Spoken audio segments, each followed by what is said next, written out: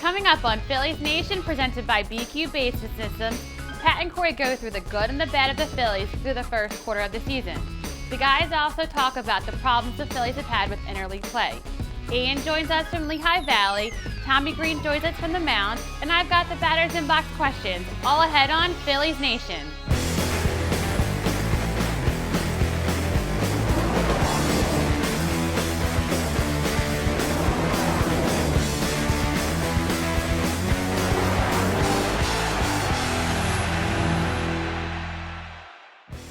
Welcome to the latest Phillies Nation presented by BQ Basement Systems. We are here at McStew's in Levittown, just off New Falls Road. Pat Gallen and Corey Seidman with you. As you can hear, I'm losing my voice, but we're going to power through it because we're baseball guys. We have to. But in this show, we will talk a lot about what we've seen through the first quarter of the Phillies season, and it starts with the veterans. And I talked to Ryne Sandberg about this last week, and the veterans were the talk of the preseason. Before the season began, the thought was they have to stay healthy, and if they do, this team could be pretty good. Well, they've all stayed healthy, and the team is still under 500. So it's been a rough go, but these guys, Rollins, Utley, Howard, they've all played pretty well, and that's good to see.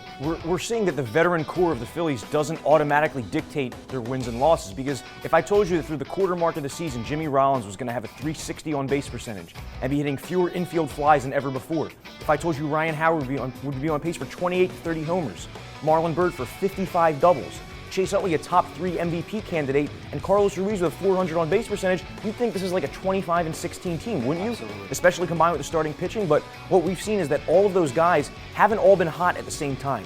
You had Utley doing everything early. Nobody else was really hitting.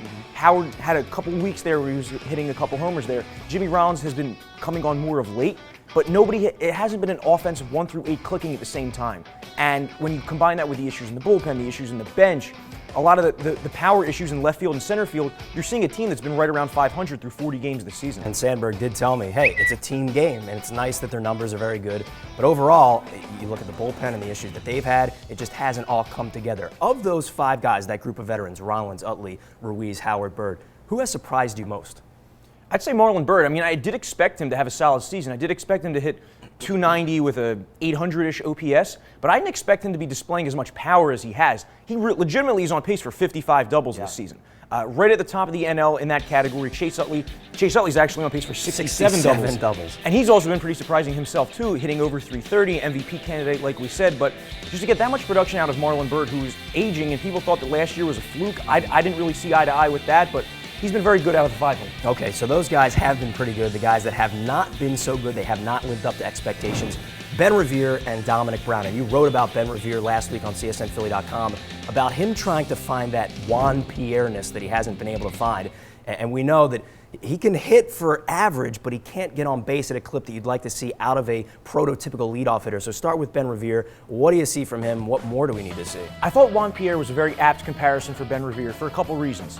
They're 2 singles hitters, not a lot of power. They play the same position. Well, Pierre played center field in his prime. Yeah. Not much of a center fielder because he has no arm like Ben Revere.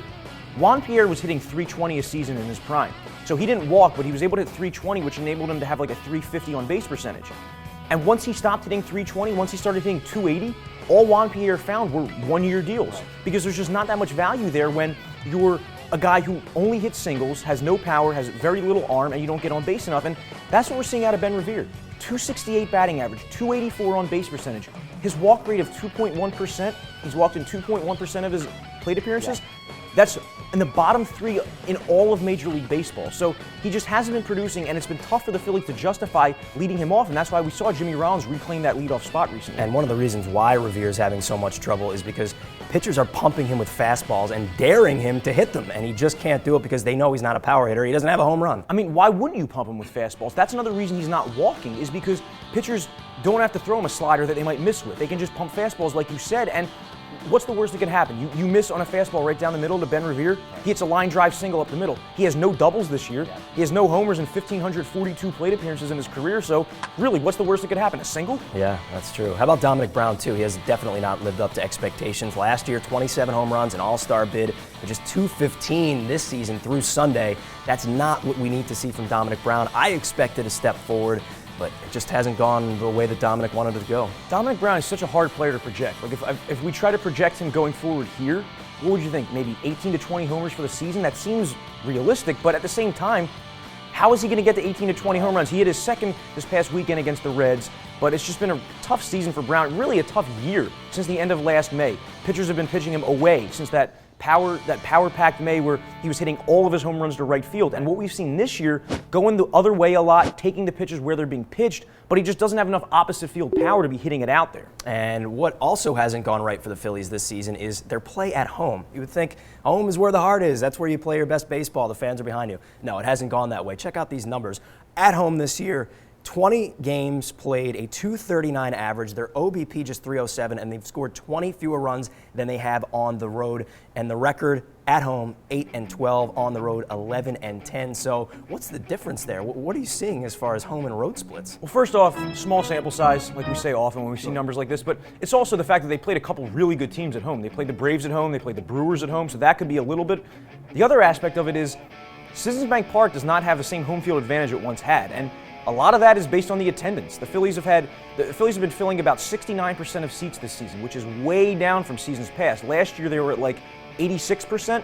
The preceding 3 or 4 years they were over 100% capacity every single night. Yeah. So now you have fewer fans in the seats. You have there's less of that aura at CBP, and teams just don't fear coming to Philly the way they once did. Okay, also something that has not gone right, and this is all time for the Phillies, at least since interleague play began, and that's playing against the American League, and the numbers speak for themselves. 1-8 against the AL this year, and they've got 11 interleague games remaining this season. All time, 128 and 166.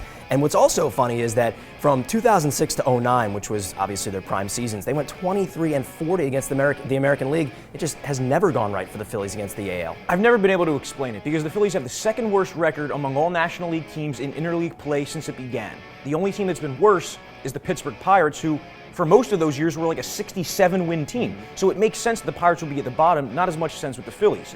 They've lost 8 consecutive interleague games since winning the season opener in Texas. Troublesome. And they still have some difficult games remaining on that interleague schedule. They go to Oakland in September, for example. So, the Phillies got to correct this. I don't know what it is. There is better hitting in the AL. The Phillies just never seem to adjust those AL parks. All right, when we come back here on Phillies Nation, I'm going to drink a little tea with some honey in it. And Ian will talk with Seth Rosin. All that and more coming back here on Phillies Nation.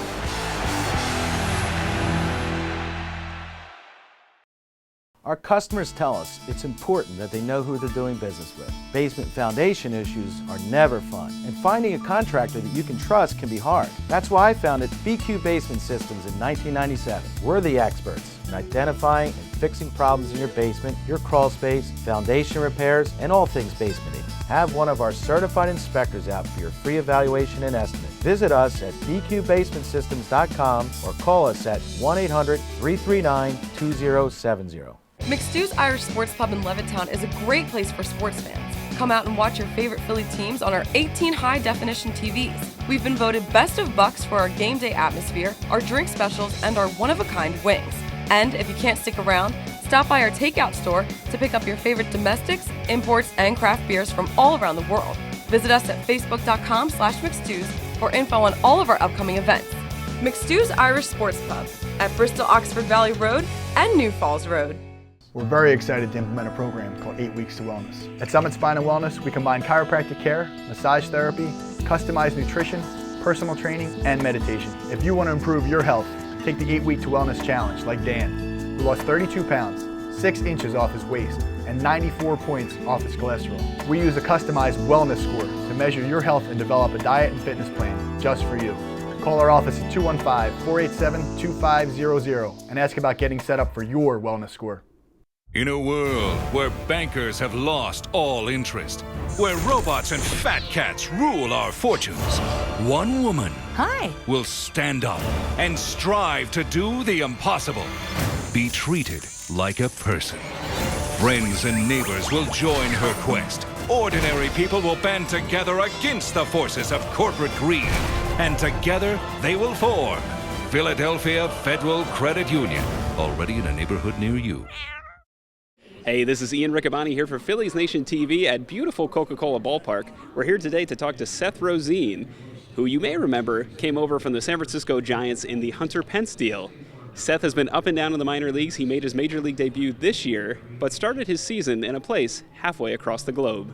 I mean, it was was an honor first and foremost. Getting to go to Australia with the rest of the Dodgers and getting to bring my dad along as well, it was a really good time. It was a 7,500-mile trip to begin his season in Australia, but the 25-year-old's 2014 journey did not end there. 1 week into being with the Dodgers, Rosin was waived and then claimed by the Texas Rangers. I mean, I had a really good spring, I thought, and I think I knew I was going to get a shot somewhere, at least for a little bit. And so I went over there and spent a couple weeks over there, so another good learning experience, and just had a lot of fun time over there as well. His journey continued 2 weeks later when the right-hander was designated for assignment and returned to the Phillies. I mean, it was bittersweet knowing I was going back to the minor leagues, but I mean, getting to see my friends again and stuff here, and knew the coaching staff, so I mean, it's kind of a relief at the same time knowing that I was going to get to go back to something familiar. Rosin was first introduced to Philadelphia as a prospect from San Francisco in 2012, but being part of that trade is just one of the factors motivating him to become a name Philadelphia fans remember. I know last year someone came up to me and he said that I better start performing a little bit better just because I was in that trade. So I know Tommy Joseph and I have talked about it a little bit. So I mean we try our best. So I mean whatever happens, but I expect to get back up to the major leagues and help out the team. Thank you, Ian. We will stay down on the farm and talk about a couple of the bigger prospects in the Phillies organization. Of course, one being Maikel Franco. 243 average, 3 homers and 17 RBIs so far this year. So he has picked it up because it was an ugly April for Franco in the last 10 games, sitting 351. Maikel Franco seems to be getting the hang of AAA pitching, which was a concern early in the season because, look, he's just 21, 22 years old. He's 6 years younger than the International League average, the average of the International League players. But Franco, in May, 338 batting average, 6 doubles, 2 homers, 10 RBIs. But what sticks out the most to me is 9 walks and 10 strikeouts, which shows me that he's able to adjust to what he's seeing. AAA is filled with veteran pitchers, guys who are either ascending or on the way down. So the fact that Franco is hitting these guys who used to be in the majors, I like to see that. And a young pitcher that made his way to AAA is Ken Giles. We've pretty much talked about him in every single episode so far this year. And not too bad in AAA. 4 innings, giving up 3 hits, 1 run. He's walked 3, and he's struck out 2. We got a chance to meet up with his new pitching coach at AAA, Ray Burris. Here's what he had to say about Kenny Giles.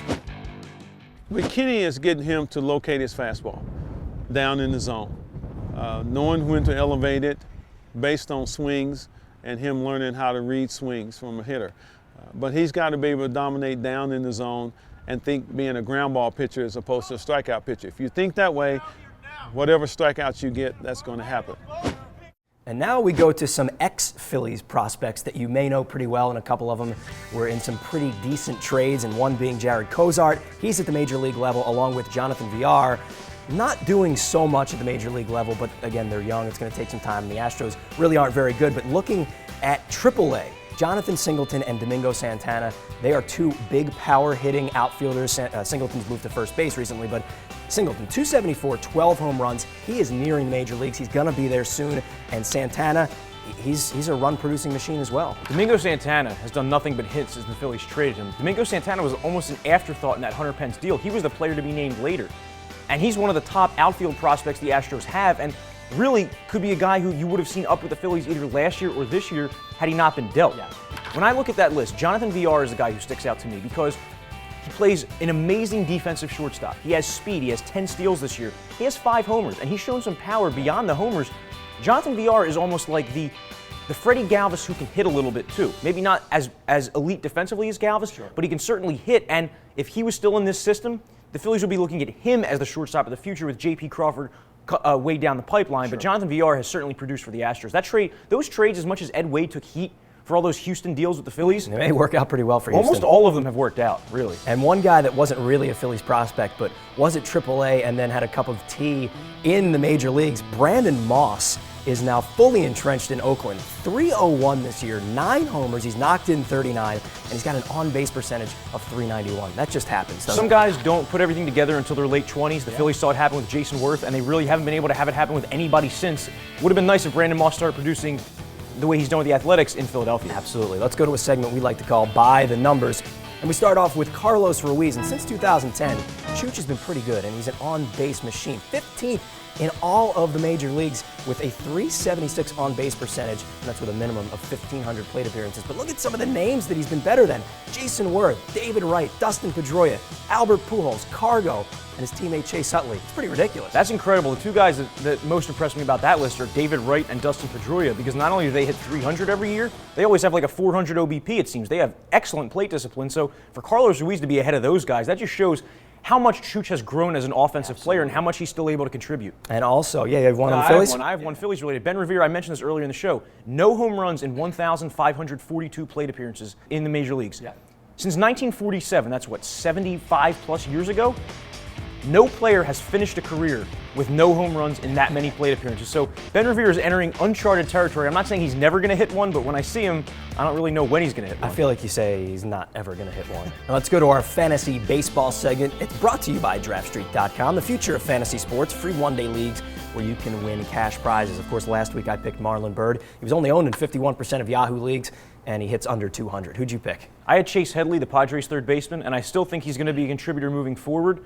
This week I'm taking his teammate Seth Smith, left fielder, right fielder, done nothing but hit this year. He was traded from Oakland to San Diego in the offseason for a reliever, but Smith hitting close to 320 this season. Homers, doubles, he has 12 doubles. Sure. Driving in runs, his last 2 weeks have been insane. He has an OPS over 1,000, and this is his first chance of like everyday duty. He never got that in Oakland where they like to platoon guys so much. Owned in less than 25% of Yahoo leagues. I think he could be a stud outfielder moving forward. I'm going to go with Phil Hughes. You know him well, was a former Yankee pitcher. He's only owned in 21% of Yahoo leagues. And how about this? 40 strikeouts to just 6 walks this year. Pick him up because he's available, and he's a good option for the starting rotation. And one thing I'm going to say about Phil Hughes, the problems that he had at Yankee Stadium were home run related, completely. Target field, the opposite end of the spectrum from Yankee Stadium, pitcher-friendly park. When Hughes has those strikeout and walk numbers going, he can be as good as anybody, really. Perfect place for him to be pitching. That's it for fantasy baseball. It's brought to you by DraftStreet.com, the future of fantasy sports. Visit DraftStreet.com. Use the promo code PhilliesNation to sign up for a free one-day fantasy league where you can win real cash prizes. Pat and Corey coming right back here on Phillies Nation.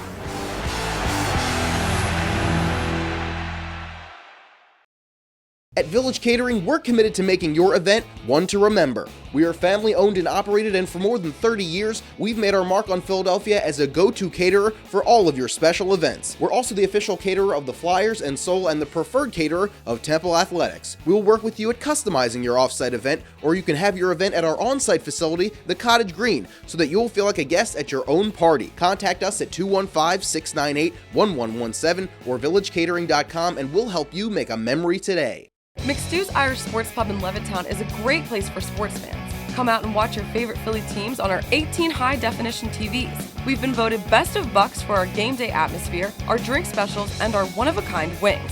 And if you can't stick around, stop by our takeout store to pick up your favorite domestics, imports, and craft beers from all around the world. Visit us at facebook.com/McStews for info on all of our upcoming events. McStew's Irish Sports Pub at Bristol Oxford Valley Road and New Falls Road. Travel is not the exciting adventure it used to be. I still love the destination, yet getting there can be a hassle unless you travel like the pros. Major League Vacations offers exciting personal or group travel options to your team's away game or your favorite vacation destinations. MLV does all the legwork. You focus on the experience. For more than 20 years, MLV has been a trusted partner to thousands of people just like you. Visit MLV.com and make travel exciting again, or call 800-222-6256. Tell them Ricky Bo sent you. Phillies Nation is presented by BQ Basement Systems, the Philadelphia region's premier basement contractor.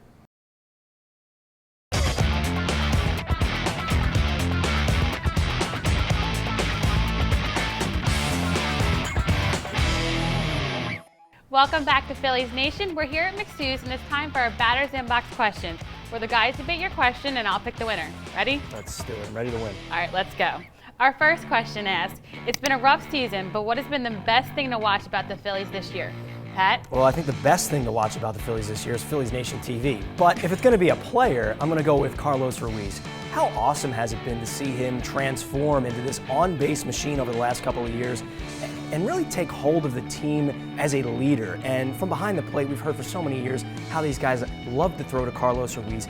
He's always uber prepared. Roy Halladay talked over and over again how he was just the consummate teammate. Everyone loves Chooch. But now at the plate, he's a feared hitter. He's getting on base, we talked about it earlier in the show, at a 376 clip over the last couple of seasons. That's impressive, especially from behind the plate where the wear and tear can get to you. And I'll be honest, I was one of the people who wasn't so sure about the 3-year contract they gave a catcher who was going to be 35 years old. So far, though, so good. I'm going with Carlos Ruiz. Love me some Chooch, but there's only one way to answer this question, and that's Chase Utley. Because Chase Utley is reliving his prime right now. From 2005 to 2009, the years that we look at as Utley's prime, he hit .301 with a .922 OPS, 30 homer a year guy. Then, when the injuries set in, became a lesser player, 265-ish hitter, struggled to get on base as much, but the last 2 seasons, if you look at Utley, hitting .299, just below what it was in his prime. This year he has a .946 OPS, he's doing it power-wise. Lead the NL in doubles. Chase Utley's just been unbelievable, and he's really re-entering that Hall of Fame conversation if he can put together 2-3 more really good years. As much as I love Chooch, I'm going to have to go with Corey. You couldn't split the point there? Chase Utley is the man. He is the man. Gotta go Utley. Fine. All right, our next question asks, you can choose one trait from 3 players around the league. Build your perfect MLB player. Corey? I love this question. I'm going to go Mike Trout's quick right-handed swing because we always talk about Utley's quick swing, but Mike Trout, that short, compact, powerful swing, there's nothing like it in baseball. I'm going to take Troy Tulowitzki's arm from shortstop because it is unbelievable. He can make a throw from anywhere on the field, and I'm going to go with Jimmy Rollins' defensive instincts. Like if I'm building a shortstop, I want Tulo's arm, Mike Trout's swing, and I want Jimmy's defensive instincts. He always knows when to spin, when to backhand a ball. He's just unbelievable defensively at shortstop, and he's never not going to be great. That's why Jimmy can hold so much value as he ages. All right, that's 3 pretty good players. I think I've got 3 better. One being Joey Votto and his patience at the plate. The guy is a walk machine, and almost to a fault because they want this guy to be a power hitter in Cincinnati, and he almost walks too much, which is incredible to say. But I'm going to go with Votto's patience. I'm going to go with Giancarlo Stanton's power. The guy has immense power. You've seen the mammoth home runs he's been able to hit. One of these days or one of these seasons, he's going to hit 50 home runs. You've seen the power is ridiculous. He's got some big arms too, man. I'll take that in a player. And finally, Billy Hamilton, Joey Votto's teammate in Cincinnati. You take his speed, and it's otherworldly. He gets to first base in like 2 seconds. So you put all those together, Joey Votto, you put Billy Hamilton's speed in there, and you put Giancarlo Stanton's arms in there, and I think you've got a pretty good player. Well, that's why I'm going with you. The ultimate baseball player right there. All right, I'll take it. Our last question says, who was the most underrated Philly of the 1990s? Corey? I'll let Pat go first. You're going to let me go first on Go this for one? it. All right. It took a lot because the 90s weren't a good time for the Philadelphia Phillies, but I'm going to choose Mike Lieberthal as an underrated Philly. And hear me out here. You could go with Bruck, you could go with Dalton. Are they really underrated, though? We always hear about those guys. What you don't hear a lot about is Mike Lieberthal. He had 67 home runs in the 1990s, which is actually 3rd during the 90s for all players, which is, it's absurd, but he was the ultimate professional, great defensive catcher, and the fans love the guy, so I'm going to go with Lieberthal. I'm going to go with friend of the show, Tommy Greene, because if I don't, he's 3 times my size. Yeah, he will pretty smash much you. hurt me. But no, it's really hard to pick an answer to this because the 90s were pretty lean years for the Phillies, and anybody who did produce wasn't underrated. They were, if anything, overrated. John Kruk, for example, wasn't underrated. Fans love him in this town. A guy like Jim Eisenreich, for example, high OBP, but he wasn't really here long enough for me to say that he was the answer. So I got to agree with Lieberthal or my man Tommy Greene. I got to make one point about Lieberthal, too. His best season was 99, but he did a lot of his damage in the 2000s, too. So not an easy answer. Well, I guess it's your lucky day today. I win. You do win. Thank you. Well, that wraps up our Batters Inbox questions. If you want to hear what Pat and Corey have to say, leave them for us on our Facebook page. Stay tuned. There's more Phillies news.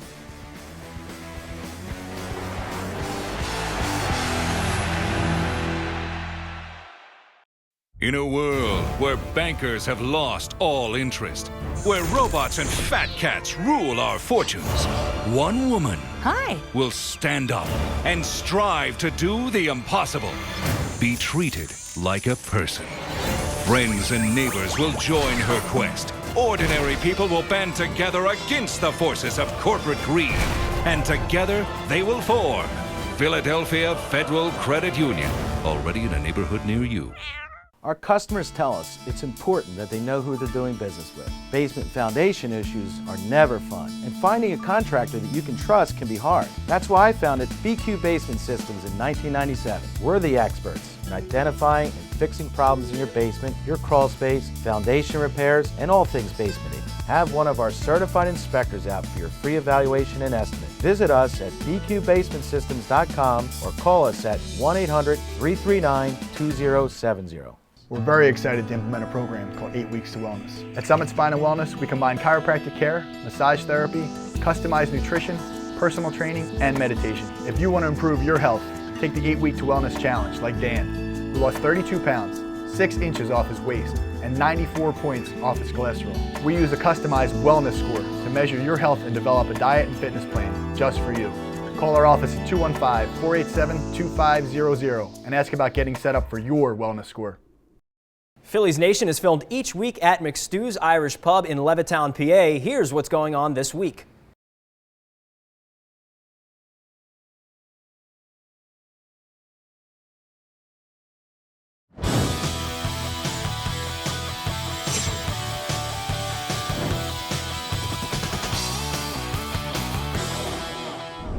Hi, I'm Tommy Greene. Today we're going to talk about what goes up on inside of a pitcher's head a little bit. That's what the question I get from a lot of people is what's happening out there during the course of the game.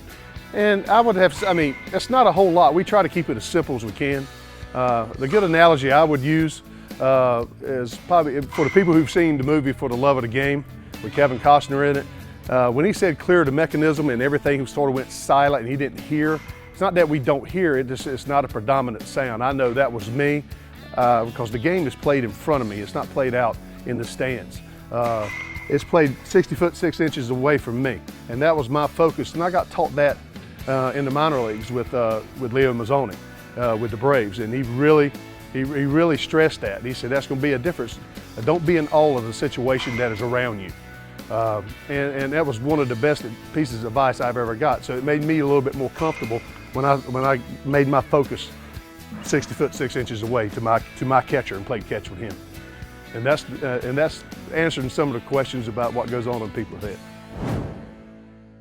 Thank you, Tommy. Welcome back to Phillies Nation, presented by BQ Basement Systems. Corey and Pat with you. And I found this to be a pretty interesting tweet. My man Dan Mallon, you can check him out on Twitter at Dan Mallon. He sent this to me, and it's the Phillies all wrong sibling team, and it's a pretty good team that he put together. I don't know how much research he put into this, but it seems like a lot. So check it out here. Here's the lineup. He starts off with George Sisler. His brother Dick was a Philly from 48 to 51. Tony Gwynn, obviously we know his son plays on the team now. Joe DiMaggio, his brother Vince played on the Phillies. The DH would be Jason Giambi. You know his brother Jeremy. Well, he played here for one season. Going down the list, George Brett. His brother Kenny played here. Brett Boone, we know his father was a catcher. B.J. Surhoff was the catcher on that team, and his brother Rich played 2 games for the Phillies in 1985. D. Gordon would be the shortstop. His father Tom, pretty good reliever in his time. And the pitcher, we didn't get Greg Maddox. We got Mike Maddox. Of course. Phillies are good at drafting Fredo, not so much Michael. They take the brother that wants respect and doesn't get it. That's nice. That's a good one. And to finish us off here on Phillies Nation,